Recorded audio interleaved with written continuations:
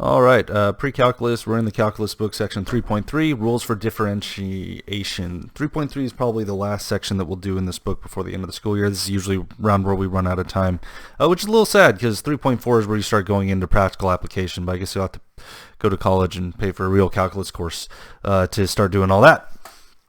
So let's continue the effort of trying to prepare you for said college course. Let's talk about the rules for differentiation. For derivatives. Okay, too many syllables in that word. So first we're going to talk about derivative of a constant function. Right? So I'll display this on graph. Actually, maybe I should use this one. I'll display this on a graph and then I'll do it here. So if you remember, the derivative, as we've been exploring, is kind of like the just the tracking of the slopes. So let's say we have a constant function like f of x of the dead orange marker.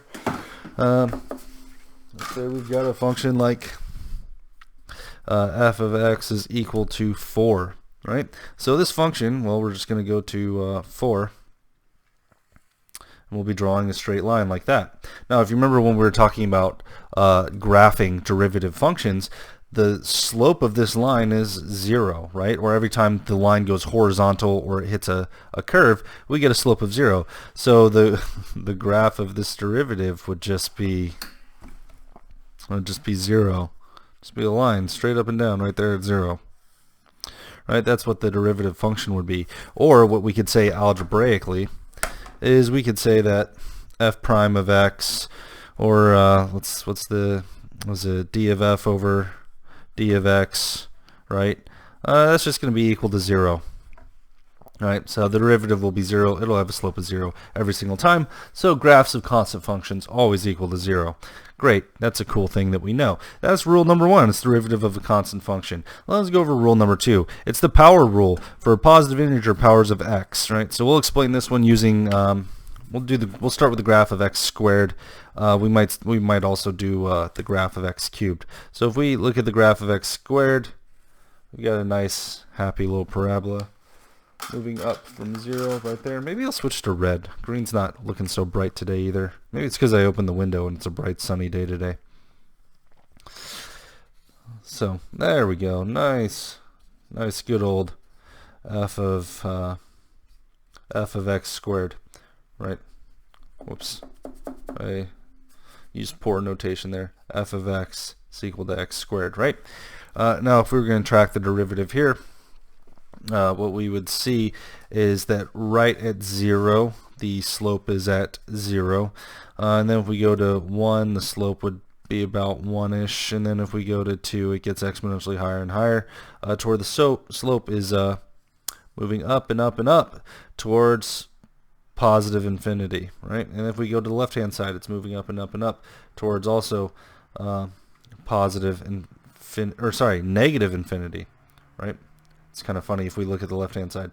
It looks like a negative infinity. Now, if we were to graph that, what we'd see here is we'd have 0 right around there, and then our slope would almost look like a straight line, right? But it would have, let's see here. It might be a little bit steeper, right? A little bit steeper of a straight line.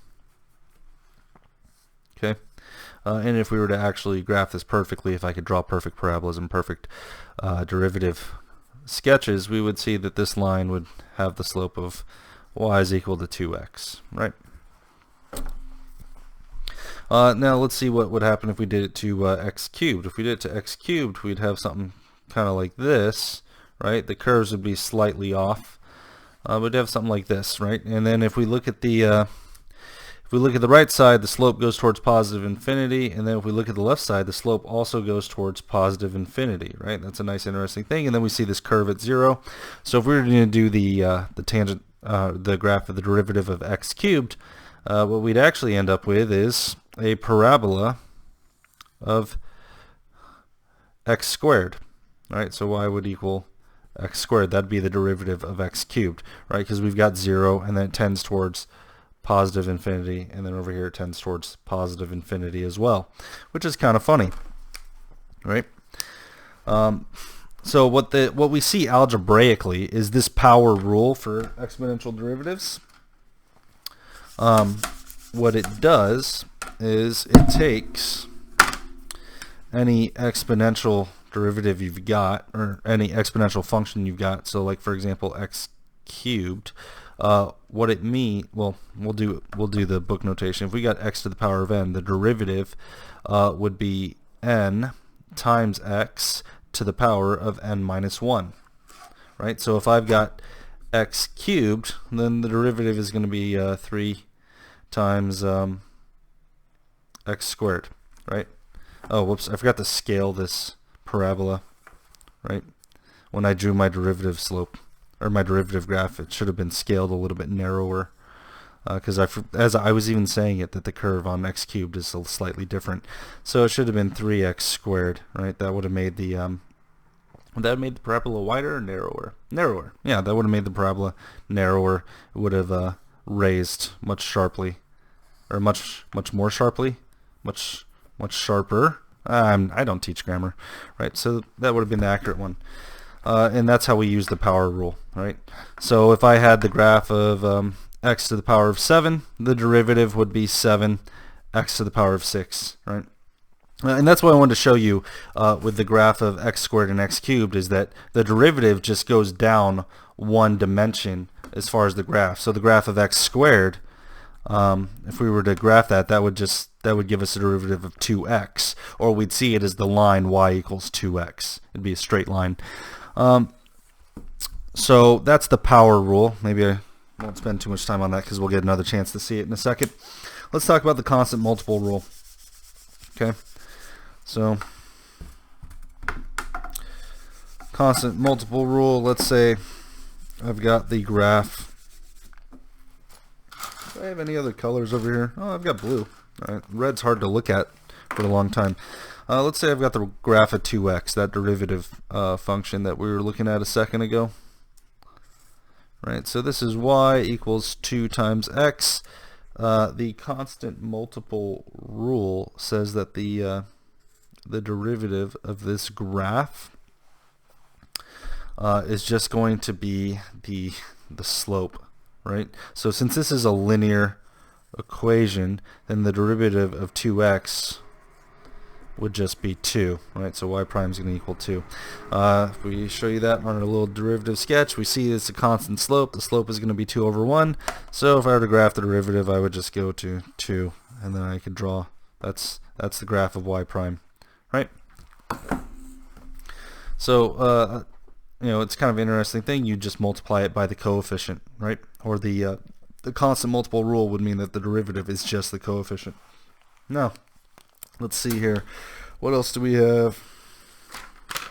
So I know this is a little tedious, me going through every single rule, even though it's already mentioned in the book, but it helps to see the graphs, and that's something I think the book failed to do. They failed to show the derivative relationship. In the previous section, they did a good job of showing, the graph of the derivative versus the actual function, and I feel like they're really missing a good opportunity here, so that's why we're doing this. All right, rule 4, the sum and difference rule. Okay, this is where everything will start coming together. So it just means if we've got two different functions, like f of x and then g of x, right? And we've got f of x plus g of x, then once we find their derivatives, then the derivative of f of x plus g of x will be equal to f prime of x plus g prime of x. Now this one seems really common sense. And silly as to why we would have to do that, but what it actually does, it helps tie in all the previous all four rules together. So for example, if we have a more complex polynomial function, which we're more used to seeing, like f of x is equal to 4x cubed minus 2x squared minus 4, right? So what this tells me, this addition subtraction rule, we'll make it a plus 4. Why not? Yeah. the addition subtraction rule says that I can calculate the derivative of each of these terms individually, add them all up together, and it would be like doing one derivative. So instead of having to do multiple functions, I can do multiple terms as one polynomial function. So what that would tell me is now I can start using all three previous rules at the same time, right? So the way that I would do the derivative of 4x cubed is I would use the power rule, right, which would give me 3x squared, but then I can also use the constant multiple rule. So then I would take 4 times that derivative, and that would give me 12x squared for 4x squared, right? And then the addition subtraction rule. Well, then I can just subtract this one. I'll do the same thing here. Right now, instead of having to do 2x to the power of 1 and then times 2, the faster method that I like to do is I like to take this exponent and just multiply it by the coefficient. And then subtract the exponent by 1. So I'll do 2 times negative 2, which gives me negative 4. 2 minus 1 is 1, so x to the power of 1, right? And then this is a whole number. It doesn't matter. It's not going to have a difference. It just goes away, right? Or another way that you could view a whole number is it's got an exponent of 1, right? So you would take 1 times the coefficient, which is 0. There's a 0 coefficient to the number 4, and then 1 minus 0 is 0, so it just goes away. And that also works with things like, well, actually it does, yeah, that also works with things like letter x. So if I had x to the power of 1, well, I do 1 times the variable of 1, the exponent now becomes 0, so now I'd have a plus 1 x to the power of 0, which means that the x term goes away, right? So if you have something to the first dimension, the x is just going to disappear, but we don't have that in this case. So the derivative of this polynomial function is actually going to be 12x squared minus 4x. All right, let's we'll use a couple of example problems. Oh wait, do I need to go over the do I have to go over the product rule? Let me see here. Did I just do the product rule on accident? Let me pause and gather my thought. Yeah, okay. So originally when I was looking at this video, I thought I would have to put the power or the product rule into the next video with the quotient rule, but I don't actually have to. The power rules or the product rule is pretty easy. But before we do that, why did I erase that?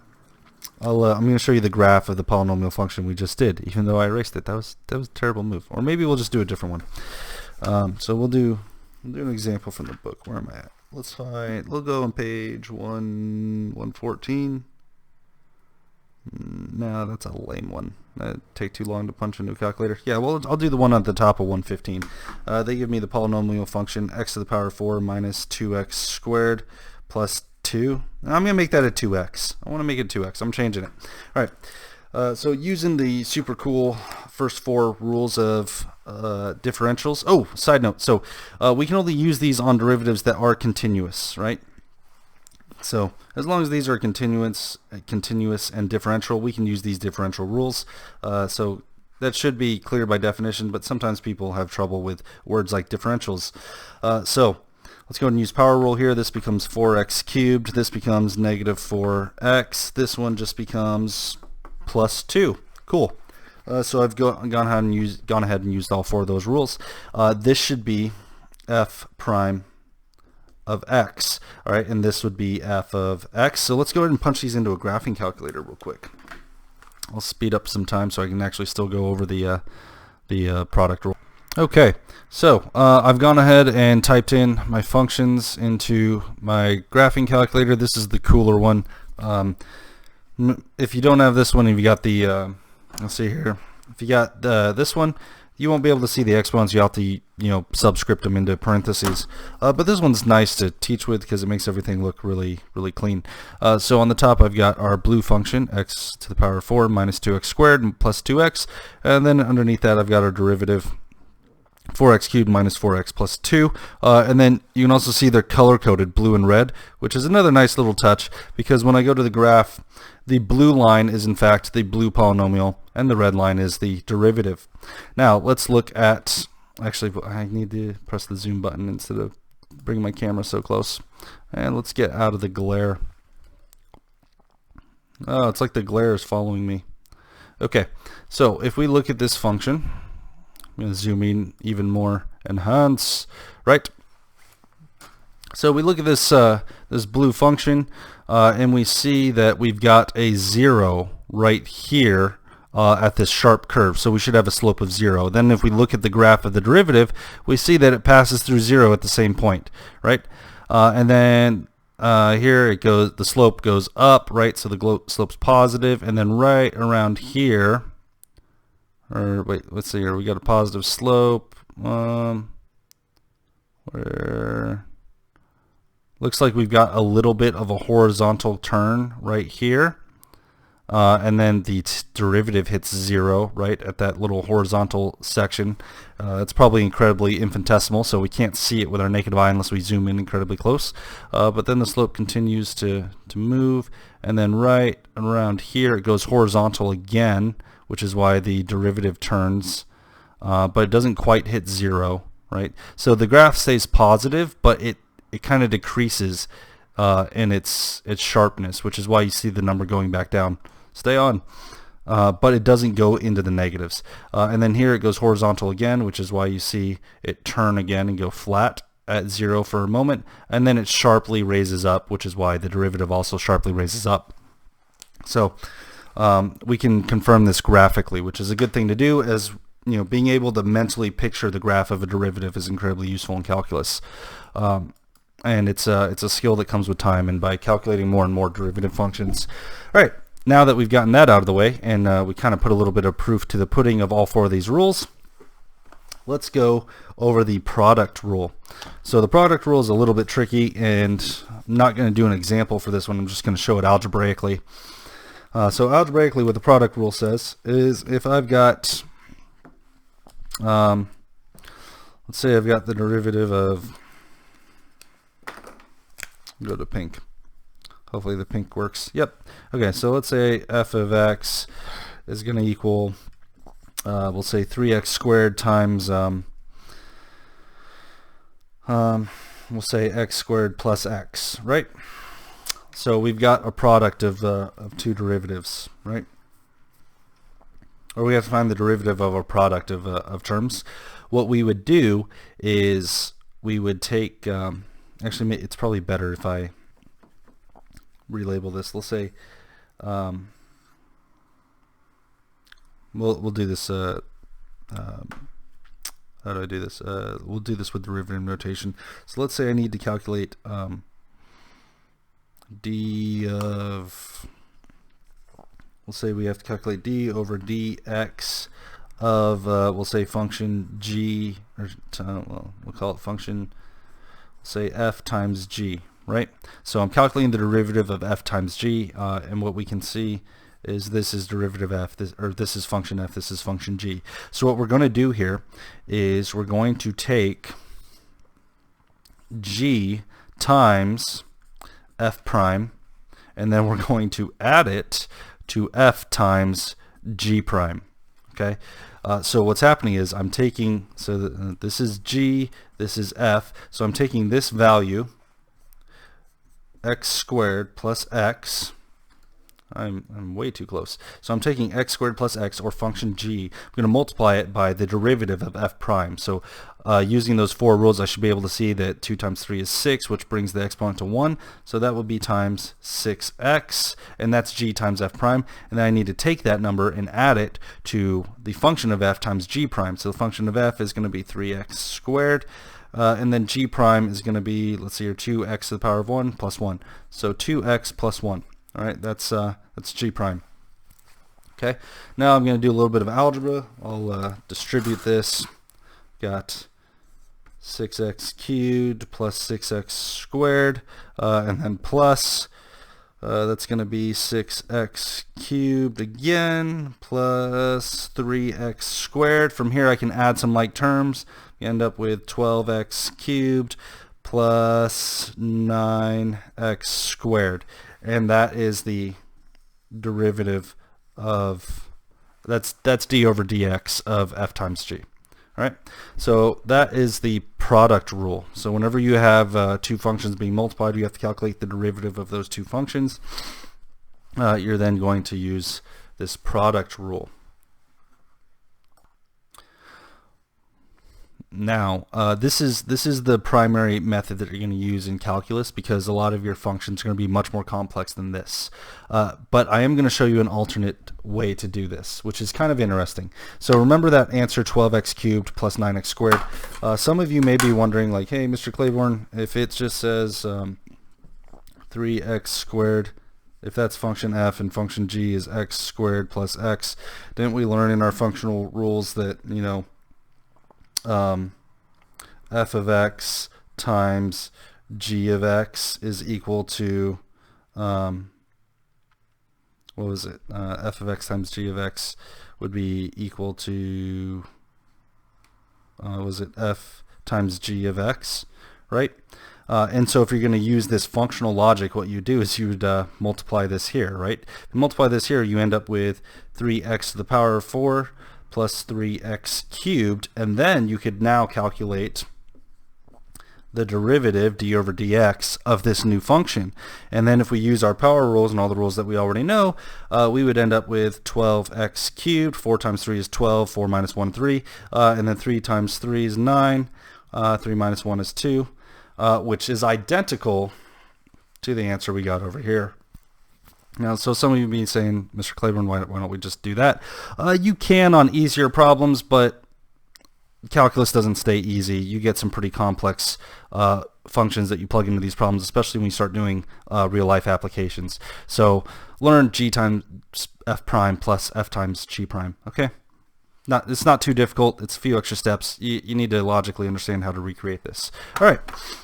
So that's all I got for this video. In the next video, we'll finish off section 3.3. We'll talk about higher order derivatives, and we'll talk about the what's after quotient rule. We'll talk about the quotient rule. All right.